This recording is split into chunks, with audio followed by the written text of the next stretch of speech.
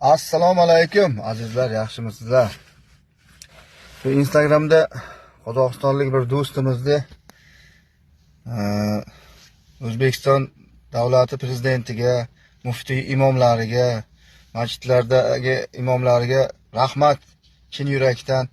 Mana shular duo qilib Allohdan yomg'ir so'rab namozlarda so'raganlarida bizga bir haftadan buyon yomg'ir qor tinmay yog'ayapti. Avvalambor prezidentlaringga rahmat, keyin imomlaringga, muftiylaringga rahmat deb aytganida, shuga ham alohida minnatdorchilik bildirib qo'yamiz.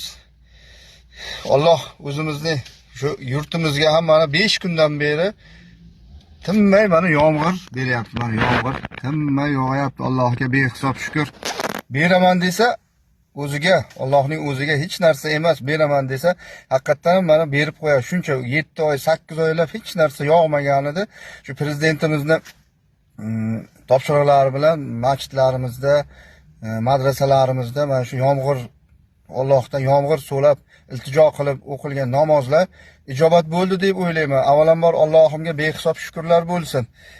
Yurtimiz tinch bo'lsin, prezidentimiz sog' bo'lsinlar. Imomlarimiz shu masjidlarda, jumalarda, namozlarda borib duo qilib Allohdan shu yurtimizga rizq, baraka so'rayotgan xalqimizga ham rahmat ming bora.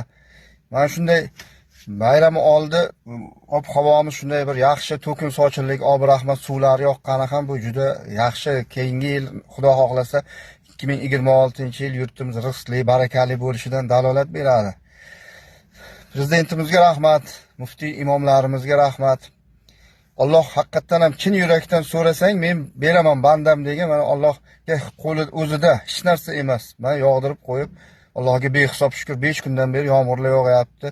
Changlar, g'uborlar, hamma narsa, daraxtlar yuvilib top-toza bo'lib qoldi. Yurtimiz tinch bo'lsin. Baraka osmondan beraversin. Alloh beraman desa hech narsa emas. Sog' bo'lasizlar.